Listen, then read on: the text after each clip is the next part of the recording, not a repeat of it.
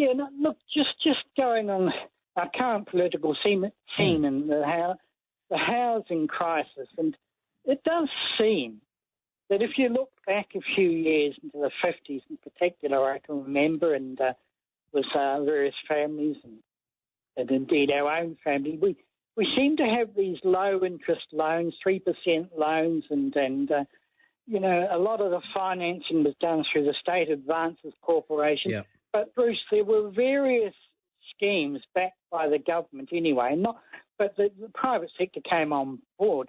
But we had these schemes to get New Zealanders into good housing. In other words, to open access to new homes, which is very, very important. And really, many of our post-war towns and suburbs were built on those schemes. Mm.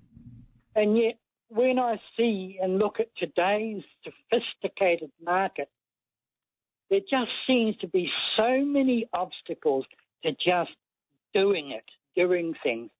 I mean, it would take a very, very brave government to suggest, look, we might just put $5 to $8 billion into Kiwi Bank for low deposit, and I mean low deposit, accessible finance to get particularly young families into their first home. Yep.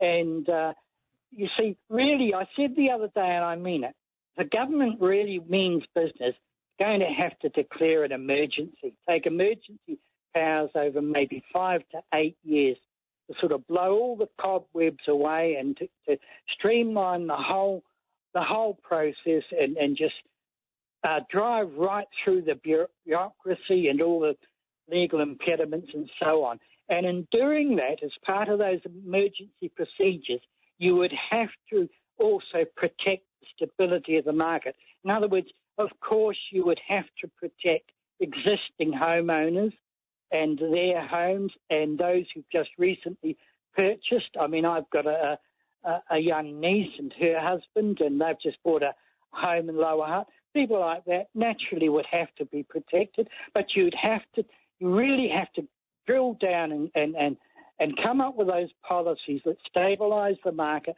but get things done, because we hear a lot of rhetoric and a lot of talk, and obviously I think in many ways the action falls well short. And even, Bruce, if you looked at some of the vacant old schools and the various buildings that could be, in the meantime, certainly could be turned reasonably quickly into housing and accommodation units. But the thing there is, you see, once again, for the government, it would take hands-on management of those things, because you would actually need the managers to be living there on site once they were built. You would need live-in managers who would be there 24/7, whatever, and they would have the authority backed up by the police just to secure the whole site and to secure the peace and well-being of the families living there. Right. So what I'm saying is just that for want of really taking those steps, those bold, really quite radical steps, I shouldn't really be talking like this because I'm not a socialist. No, but I think some kind of action along the lines you're describing has been necessary for a while, and low interest loans is attractive. But one of the stumbling blocks, as a lot of people see it and tell me, is the fact that people can afford they are paying their rent. The rent is probably what you would be paying in a mortgage. The stumbling block is the deposit. Exactly. And I mean low deposit loans. Yeah. Maybe, shock, horror, 1%. I mean, to talk about these new affordable housing deals at $600,000 plus, quite frankly, that is laughable. For a lot of people, that just completely locks them out of any home-owning startup deal. It absolutely does, yeah. And that's what some of those houses have turned out to be. The low-cost affordable houses have turned out to be 600,000-700,000 in Auckland anyway. Yeah. There are no easy answers, but it really would take a gutsy brave, comprehensive political approach. And this is the thing. If you look at political developments both here and internationally, it's quite engaging. And we've seen the latest developments in Italy with looks like a tight parliament, a tight result there with the centre-right trying to stitch some sort of government together. And then you see things like Donald Trump's stance on immigration and tariffs and steel being the latest one. And then following on from Brexit, what we're seeing, Bruce, is a political struggle that's across the, internationally, a political struggle, and I'm very, very keen about this, between, say, the globalists, the freewheeling borderless trade movement and the movement of capital and people and financial deregulation with the minimum of restrictions. And yet there is a counter movement saying no. We have legitimate sovereign interests and the responsibilities to govern as we see it for the security and the interest and the stability of our nations, our society. And I heard that one of the Labor ministers, I think he said it yesterday, he was concerned, he was talking about Donald Trump, of course, he was concerned about growing protectionism.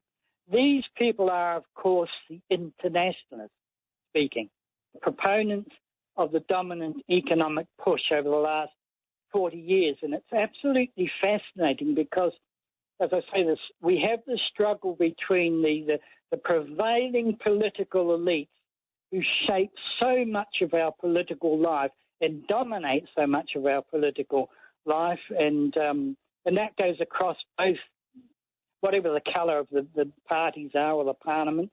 And so we have that struggle, and yet we see elsewhere the mass of the people who so often, of course, they hear the message at election time and the policies they might support or they vote on, and obviously when governments get into power, what results is quite different from whatever the government was telling them would be the case.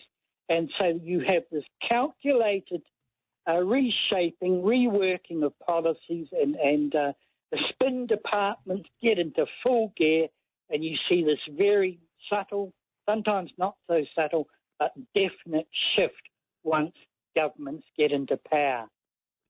But governments of both colours, mind you. Yep. And we're seeing that from the current government. Very good, David. Thank you so much. All right. Okay. Good. David proposes an emergency measure over housing to get people into housing, and to make the housing market affordable for them to get onto the ladder, and that is in low-cost, low-interest loans at low deposits. Does something like that have to be done? We can't go on forcing people to pay much of their income in rent so that they can never get a deposit for a house. We went to 20% deposits. We've gone back to 10, haven't we? But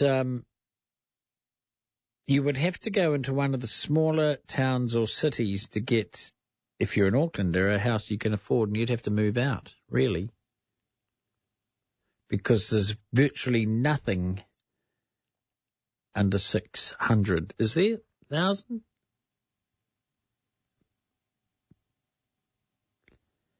Unless you want a rat-infested dump.